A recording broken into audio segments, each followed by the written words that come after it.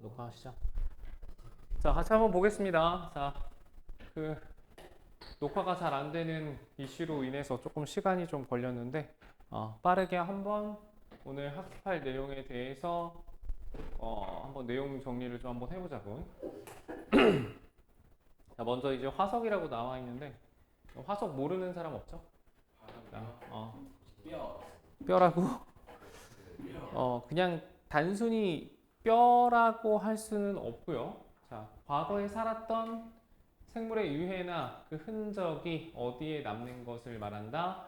지층 속에 남아있는 것을 화석이라고 하는 거야. 알겠어? 뭐 예를 들자면 동물의 뼈, 뭐 과거 동물의 뼈, 뭐 예를 들면 공룡이 될 수도 있겠지, 그지?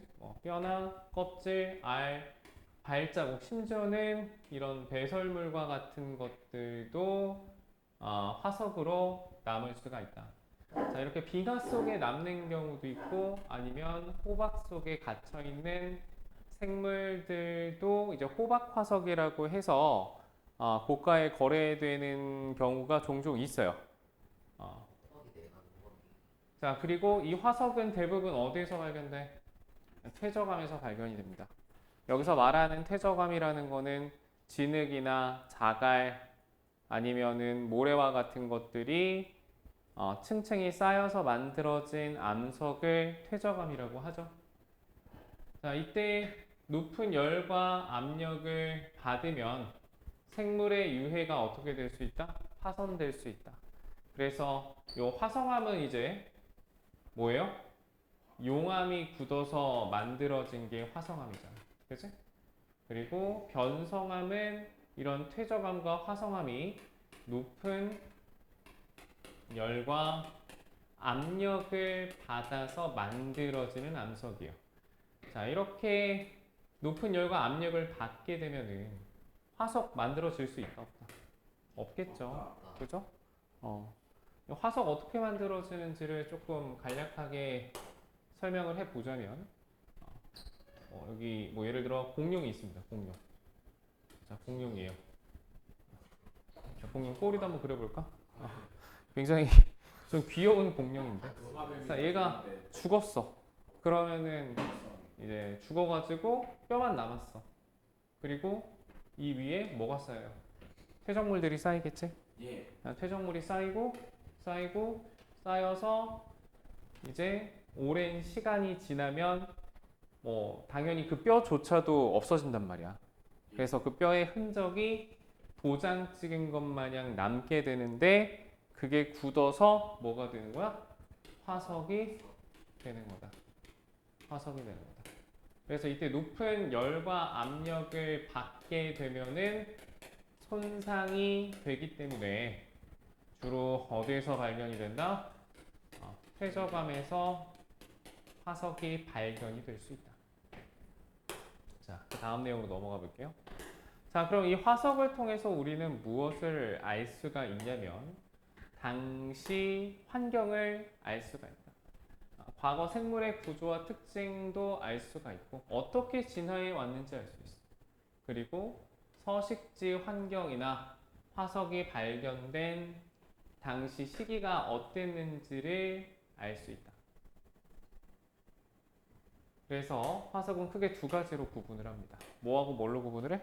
여기 보니까 시상 화석과 표준 화석으로 구분을 합니다. 지층이 퇴적될 당시 환경 알 수 있대. 당시에 무엇을 할 수 있다? 환경을 할 수 있다. 이 시상 화석의 특징으로 생존 기간이 길고요. 그 다음에 특정 환경에 분포한다는 것이 특징이 되겠어요. 이게 첫 번째. 생존 기간이 길어야 돼. 두 번째. 특정 환경에 분포해야 된다라는 것이 시상 화석의 특징.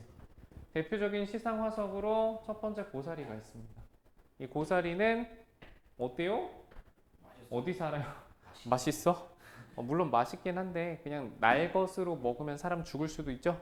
그래서 독성을 가지고 있기 때문에 이것을 물에다가 담궈서 그 독성을 제거를 한 다음에 그 독성 물질이 친수성이에요. 그래서 물에 넣으면 녹아. 그래가지고 물에 데쳐가지고 말려가지고 먹을 수 있죠.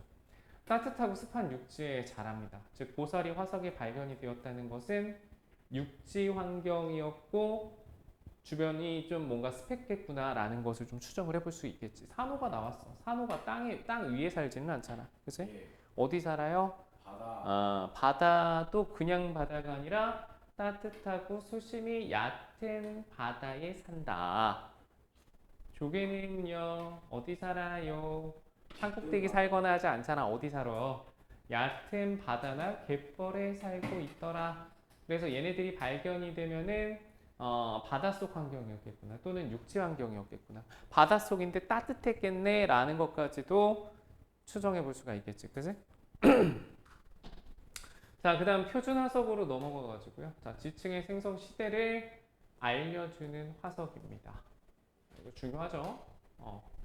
요거는 시상 화석과는 다르게 첫 번째 특징으로 생존 기간이 짧다는 것이 특징이에요. 왜냐면 시대를 구분해야 되니까. 오래 살면 안 될 거 아니야. 시대 구분해야 되는데 한 뭐 60억 년 살았어. 그거 가지고 어떻게 할 수 있겠어? 시대 구분하는 화석의 기준이 될 수는 없겠지. 그지? 그래서 지리적으로 어떻게 분포한다? 얘는 널리 분포해야 된다. 뭔가 그 시대를 구분하는 기준이 되는 표준이 되는 화석이기 때문에 넓게 분포를 해야 돼요. 그리고 여기 한 가지 더 추가할게요. 얘는 좁은 지역. 좁은 지역에 분포하며 오래 살아야 돼. 반대로 표준 화석은 생존 기간이 짧아야 되고 이게 널리 분포해 있어야지 된다. 그래야지 어디에서든 발견이 돼서 그 시대 구분하는 용도로 활용해 볼 수 있을 거 아니야. 그지? 예. 대표적인 화석으로 고생대 때는 삼엽층이 있고요. 갑주어가 있어요. 방주층도 있습니다. 중고나라 보면은 검색해 보면은 아직도 팔고 있어요. 화석 수집가들이 많다 보니까 생각보다 싼 값에 삼엽층 화석을 구할 수도 있어. 싸다고요? 그렇게 많이 비싸지 않아요. 아니 당연하지. 심지어는 너희들 그 조개 화석 같은 경우에는 어디였더라? 지리산인가? 하여튼 거기 가보면은 거기 산꼭대기 정상에 안반지대가 있는데 거기 돌 살살 깨보면 거기 막 조개 화석 나오고 그래요. 손쉽게 구할 수 있는 만큼 대신 가격은 좀 싼 편이다. 암모나이트도 뭐 그렇게 안 비싸. 흔해. 그 화석 중에서 좀 값어치 있는 건 뭐야? 공룡이 제일 비싸요. 공룡 화석 중에서도 좀 비싼 건 뭐다? 이 모든 티라노사우루스가 제일 비싸긴 할 텐데 그 티라노사우루스의 모든 부위가 지금 한 번에 다 발견되지 않거든. 어디서 어느 지역에서는 팔만 발견되고 어디에선 다리만 발견되고 그럼 이거를 드래곤볼 모으듯이 하나씩 모아 이렇게 해가지고. 다 모아도 이상한 상상도 여튼 복원도를 보면은 지금 우리가 생각하는 그 영화에 등장하는 티라노사우루스의 모습이 아닐 수도 있어요. 겁나 귀여운. 그래, 그 코끼리도 보면은 그 코끼리 뼈 같은 거 그걸로 해가지고 AI한테 던져가지고 뭐 이렇게 과거 그 뼈만 가지고 모양을 축축하는 것을 해보았을 때 지금의 현재 코끼리 모습과는 완전 다른 모습이 나와요. 그렇기 때문에 그 추측하고 있는 그 공룡의 모습들이 지금 우리가 상상하고 있는 것과는 좀 다를 수도 있다. 자, 여튼 그게 문제가 아니라 이 공룡도 이 중생대를 대표하는 표준 화석이죠. 생존 기간이 짧아요. 딱 요때만 살았어요. 빙하기가 와가지고 빙하기가 온 게 아니라 마지막에 어떻게 됐어요? 중생대 때 화산이 터졌어요. 화산도 터지고 소행성도 충돌하고 해서 멸종이 됐죠. 그죠? 그래서 원형 그대로의 이렇게 풀세트로 공룡 화석이 있으면 이게 이제 가격이 굉장히 비싸다고 합니다. 근데 이게 우리나라에 있어요. 풀세트로 있는 게. 안면도 쪽에 있는 공룡 무슨 박물관 같은 거 있거든. 거기 가면 볼 수가 있어. 이제 굉장히 드문 케이스라고 해요. 온전히 한 마리 공룡의 뼈가 다 갖춰져 있는 화석은 구하기가 쉽지 않다고 합니다. 그래서 고가에 거래가 된다고 해요. 그 다음 신생대로 넘어가서 보면은 표준 화석으로 화폐석이 있고 에머드가 있는 것을 볼 수 있다. 이건 그래도 뭐 좀 상대적으로 흔한 화석이죠. 자, 이것을 통해서 과거 생물이 어땠는지 알 수 있고 진화 과정. 대표적인 화석 중에 하나로 그 시조새 있었죠, 그죠? 공룡이 진화해서 새가 되었다라는 얘기가 있잖아. 그 중간 과정에 있는 그 생물이 시조새였고 그 시조새는 중생대를 대표하는 표준화석이죠. 그 다음에 서식 환경이나 그 다음에 기후를 알 수 있으며 시대 구분에 활용이 될 수도 있다. 그리고 네 번째, 화석 가지고 또 뭐 알아낼 수 있대요. 보니까 과거 수륙분포. 여기서 말하는 수륙분포라는 건 뭘 말하는 거야? 대륙과 바다를 이야기하는 거다. 대륙과 바다의 분포가 어땠는지 알 수 있다. 그리고 과거의 기후가 어떻게 변화해 왔는지도 알 수 있어요. 심지어는 요 지하자원 탐사에도 용이하게 사용이 된다고 합니다. 이 유공충이라는 녀석이 있는데 이거 가지고서 석유 존재 여부를 확인할 수 있다고요. 자, 이 유공충이 대량으로 퇴적되어 있으면 거기에 이제 원유가 만들어질 수 있다고 합니다.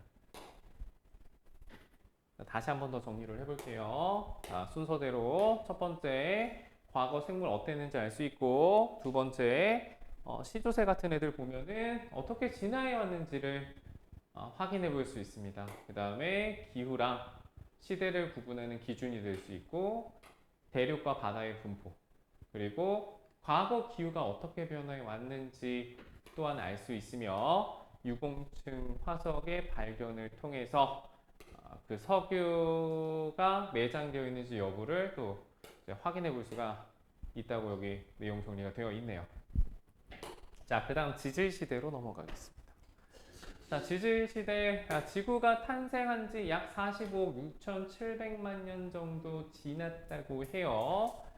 자, 그 중에 88.2%가 뭐다? 성캄브리아 시대다. 이때는 화석이 거의 발견이 안 되고 있어요. 왜? 이유가 뭐야? 성캄브리아 시대 때만 하더라도, 그치, 생물이 거의 없어요. 거의 없다. 있어도 그나마 뭐 어떤 것들이 있어?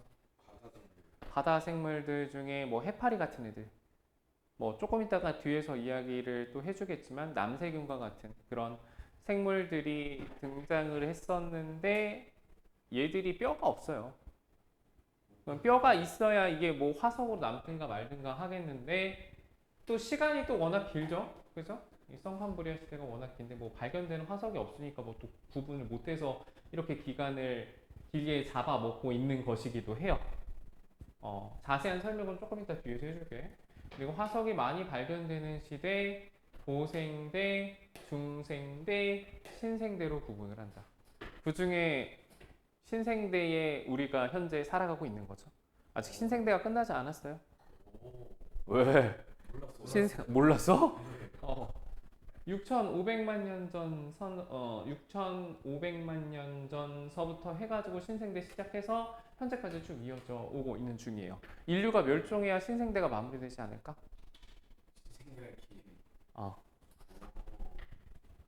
자, 그 다음 지질시대 구분 기준. 지구 환경 변화로 인한 생물계 급격한 변화. 자, 화석의 변화. 자, 여기 한번 볼까요? 지질시대를 구분하는 기준이 뭐라고? 화석의 변화. 즉 생물의 변화. 갑자기 이제 멸종하는 경우가 있거든. 빙하기가 와서 멸종하는 경우. 그리고 그 빙하기를 기점으로 또 새롭게 생물들이 출현하는 시기가 있는데 그 경계를 지질시대 구분의 기준으로 잡습니다. 아시겠죠? 그래서 넘어가서 한번 볼게요. 자, 지질시대 구분 보겠습니다. 성캄브리아 고생대, 중생대, 신생대로 구분을 하는데 성캄브리아 시대는 생물 개체수가 적었다. 뼈도 없어요. 여기 볼까? 골격이 없어. 골격 없어. 그러니까 화석이 되었어도 지각 변동과 오랜 시간, 워낙 오래됐잖아. 그치? 풍화작용을 많이 받았기 때문에 그나마 있는 것도 남아있기가 어렵습니다. 그래서 대표적인 화석으로 지금 그나마 남아있는 게 스트로마톨라이트라는 게 있어요. 스트로마톨라이트. 이거 이제 남세균이라는 것들이 있었는데 걔네들이 뭉쳐서 만들어진 거예요. 자, 그 다음에 스트로마톨라이트 말고 에디아카라 동물군. 뭔가 좀 발음이 어렵죠. 에디아카라 동물군. 요게 이제 뭐와 비슷한 녀석들이냐면 그 해파리 같은 녀석들이에요. 해파리가 이때부터 살아왔다 이거야. 겁나 오래 살아왔죠. 딱 봐도 생긴 거 봐봐. 원시적으로 생겼잖아. 그지? 옛날부터 지금까지 맞아. 그렇게 생긴 징글징글하게 생긴 해파리들이 이때부터 현재까지 살아오고 있는 생물이다. 원시 생물이다. 오래 살았는데. 바퀴벌레보다 오래 살았어요. 바퀴벌레는 어느 시대 보통 바퀴벌레가 언제부터더라? 고생대? 아니지. 고생대는 아니고 아마 한 중생대 때부터 있었을걸? 와. 고생대 때는 한번 나도 확인을 해봐야 될 것 같아. 바퀴벌레가 그때부터 나오진 않았을 것 같고 아마 중생대였던 걸로 기억을 하는데 그건 내가 한번 찾아보고 알려줄게. 화석이 많이 발견되는 시대는 언제다? 고생대, 중생대, 신생대. 이때부터 뼈를 가지거나 아니면은 갑각류 같은 애들 좀 껍질 단단한 껍질을 가진 생물들이 등장한 시기가 딱 이때부터이기 때문에 이때부터 화석이 많이 발견이 되고 있다. 아시겠죠? 자, 그 다음에 지질 시내는 대를 세분해서 기로 나눈대. 자, 이게 뭔 썸 같은 이야기냐면, 야, 성캄브리아 고생, 중생, 신생 이렇게 구분하잖아. 그지? 근데 나중에는 지구가 원을 공부를 하게 되면 또 이걸 더 세분화해서 공부를 해요. 예를 들어서 뭐 중생대는 트라이아스, 신석기 그런 게 아니고 트라이아스기 대충 쓸게요. 트라이아스기 뭐 아니면 쥐라기, 그다음 백악기 이렇게 구분해요. 캄브리아기, 오르도비스기, 실루리아기, 데본기, 카모실 앞 글자 따서 외우면 좀 편해. 카모실 대석패 해가지고 석탄기, 페른기 이렇게 구분을 해요. 그리고 여기는 트쥐백 해가지고 트라이아스, 쥐라기, 백악기. 이 쥐라기 때가 공룡이 가장 많이 번성했던 시기예요. 백악기 때가 어떻게 돼요? 이때부터 공룡 멸종하는 시기입니다. 그래서 이거를 나중에는 여러분들이 지구가 원을 공부를 할 때는 뭐 또 암기를 해주셔야 되겠죠? 자, 그 다음에 시험에 또 자주 나오는 것 중에 하나가 이게 좀 자주 나옵니다. 자, 지층에서 발견된 화석으로 지질시대 구분하기. 아까 내가 뭐라 그랬어? 지질시대를 구분하는 기준이 되는 화석이 바로 무엇이다? 표준 화석이다 라고 했는데요. 여기 보면은 화석이 다양하죠? 먼저 이름 모를 A, B, C, D, E, F, G라는 화석들이 있습니다. 보이시죠? A, B, C, D, E, F, G, F, G. 자, 여기 가에서 얘는 봐봐. 좀 오래 살지 않았냐? 보통 그 아래쪽에 있는 지층일수록 얘가 오래된 지층들이에요. 물론 아닌 경우도 있습니다. 지층의 역전 현상이라고 해서 아래랑 위가 뒤바뀌는 경우도 있어요. 근데 그것도 마찬가지 통합과학에서는 다루는 내용이 아니야. 그래서 우리는 그냥 요 정도만 알면 돼요. 밑에 있으면 오래된 거구나. 지층 누적의 법칙이라고 그래서 밑에 있는 게 오래된 거야. 위로 올라갈수록 최근에 퇴적 때 만들어진 지층인 거예요. 그래서 여기 보면 A는 겁나 오래 살았어. 이 오래 산 건 표준화석 쓸 수 있어 없어? 안 돼요. 안 돼요. 이런 애들은 표준화석은 어렵고 근데 여기서는 표준화석을 구분하는 굳이 표준화석으로 쓴다고 하면 라가 이런 게 적당하겠지. 좀 짧게 살았으니까. 자, 그러면 여기 나와 있는 화석들 가지고서 시대 구분을 할 때 가장 적절한 그 경계가 되는 곳이 어디냐면 여기입니다. 다하고 라를 경계로 왜 지워지는 거야? 다하고 라를 경계로 시대를 구분을 해볼 수 있다. 뭐 여기를 A 시대라고 하면 여기 이제 B 시대로 구분할 수 있어요. 왜 이렇게 나눴을까? 이유가 뭐였어? 멸종하고 출현했어요. 맞아. 여기 보면은 여기 얘 멸종됐죠? 얘 멸종됐어요. 그리고 뭔가 새롭게 등장한 게 있지. 뭐가 등장했어요? 여기 D가 등장을 했고 그 다음 또 뭐가 등장했어? G가 새롭게 등장을 했기 때문에 딱 이 경계가 되는 다하고라 이 부분이 시대를 구분하는 그 경계가 될 수가 있다. 아시겠어요? 예. 생물이 멸종하고 새로운 생물이 등장하는 경계가 되는 부분에서 시대를 구분하는 그 기준으로 이제 이야기를 해볼 수 있다는 거지. 자, 역전, 아까 내가 이야기했던 역전 있죠? 역전이라는 거 뭐라고 그랬어? 아래에 있는 지층과 위에 있는 지층이 서로 뒤바뀌는 겁니다. 그거는 나중에 공부하시면 돼요.